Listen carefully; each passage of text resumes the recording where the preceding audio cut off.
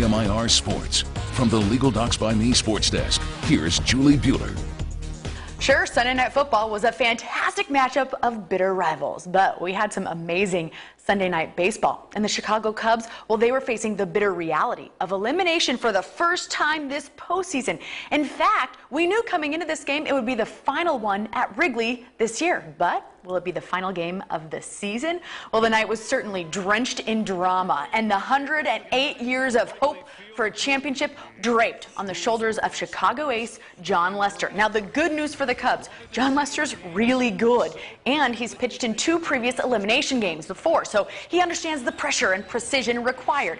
But the bad news, he lost those 2 previous games. Meanwhile, Cleveland needs 1 win to earn its first title since 1948, and Cleveland starts the scoring. In the top of the second, Jose Ramirez hits this solo shot, gives the Indians an early 1-0 lead, and the Indians have won 15 straight when they hit a home run.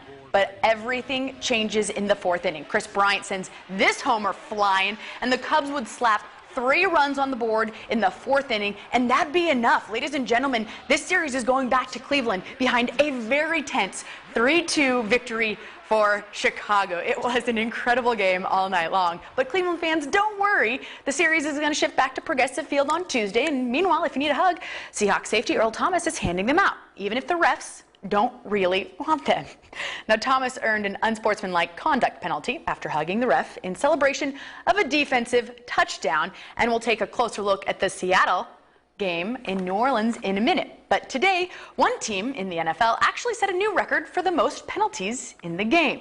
And while much has changed for the Raiders franchise over the past few years, this new NFL record is the most Raiders thing ever. The team was flagged 23 times for 200 yards. Facing the Buccaneers in Tampa Bay. Now, it was not pretty early. That's a new record, ladies and gentlemen. 23 penalties, are you kidding me?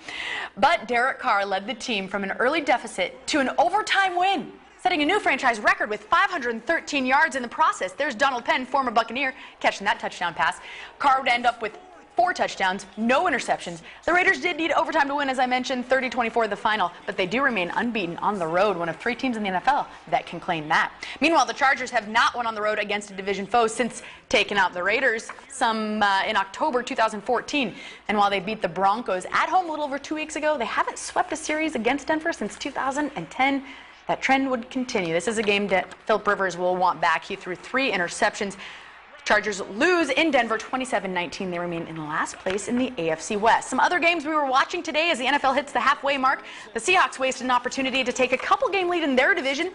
The Rams were off this week, and the Cardinals lost in Carolina, but the Seahawks dropped this one to Drew Brees, and their offensive inconsistency continues. 2025, the final in Nolens.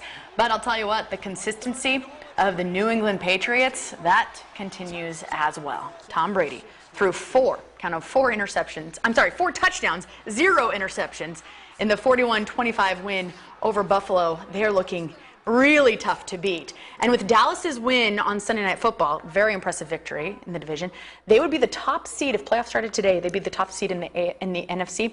Patriots top seed in the AFC, and the Raiders would be the number 2 seed in the AFC. It's an amazing season for Oakland. Well, my takeaway is just don't hug the ref. That was my favorite. The ref needs his personal bubble respected. Personal bubble, yeah. Absolutely. Good takeaway, Ann. Thanks, Julie. Still to come tonight. It was a surprise.